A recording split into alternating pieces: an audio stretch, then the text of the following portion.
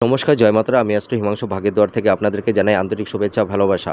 আজ আমি যে প্রেডিকশানটি করতে চলেছি, জাতকেরা হলে ডান হাতটিকে দেখুন এবং জাতিকারা হলে বাঁ হাতটিকে দেখুন। আজ আমি যে প্রেডিকশানটি করব, মানে এই যে আপনারা হাতে যে রেখাগুলো দেখতে পাচ্ছেন, আমি আজকের যে আলোচনাটা করতে চলেছি সেটি হচ্ছে কোন সব জাতক জাতিকাদের বিবাহে কোনো বাধা তৈরি হবে না, বিবাহ ভালো জায়গায় হবে, আপনারা মনের মতন পাত্রপাত্রী পাবেন, জীবন সঙ্গিনী পাবেন, আপনাদের বিবাহের ক্ষেত্রে কোনো মানে বিলম্ব, কোনো বাধা তৈরি হবে না, আপনাদের ভালো জায়গায় বিবাহ হবে, সেই প্রেডিকশানটি আজ আমি করব।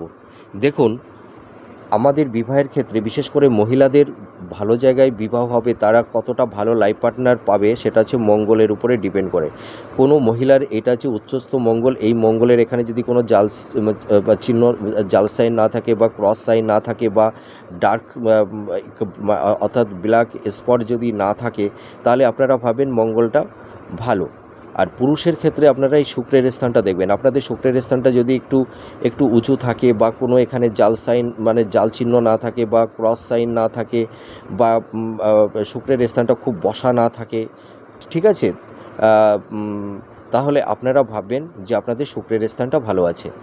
আর মহিলারা এই এই এই নিচস্থ মঙ্গলের ক্ষেত্রটাও আপনারা একটু দেখবেন। এই মঙ্গলের স্থানে যদি এখানে ক্রস জাল বা ব্ল্যাক স্পট যদি না থাকে, তাহলে আপনারা ভাবেন যে নিচস্থ মঙ্গলের ক্ষেত্রটাও ভালো।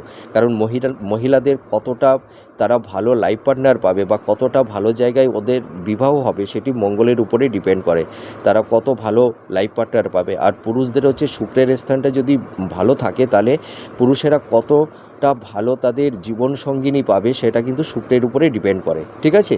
তাহলে আমি এই প্ল্যানেট দুটো বললাম, মঙ্গলের ক্ষেত্রটা। এবার আপনাদের দেখতে হবে শনির স্থানটা। শনির স্থানটা যদি ভালো থাকে, এখানে যদি ক্রস সাইন না থাকে, জাল চিহ্ন না থাকে। বৃহস্পতির স্থানটাও দেখতে হবে, বৃহস্পতির স্থানটা যদি একটু উঁচু হয় তাহলে ভালো, এখানটা একটু পিঙ্ক বর্ণের যদি থাকে তাহলে ভালো। আর এখানে আপনাদের দেখতে হবে যে এই শনির স্থানটা তো আমি বললাম যে শনির স্থানে যদি কোনো ক্রস না থাকে। আর এইখানে হচ্ছে আমাদের কেতুর স্থান, এই কেতুর স্থানটা যদি খুব ডাবা না থাকে বা খুব উঁচু না থাকে, তাহলে কিন্তু হবে না, মানে কেতুর স্থানটা সামান্য একটু বসা থাকবে, তাহলে আপনারা ভাববেন যে কেতুর স্থানটি ভালো, মানে খুব নিচুও ভালো না, খুব উঁচুও ভালো না।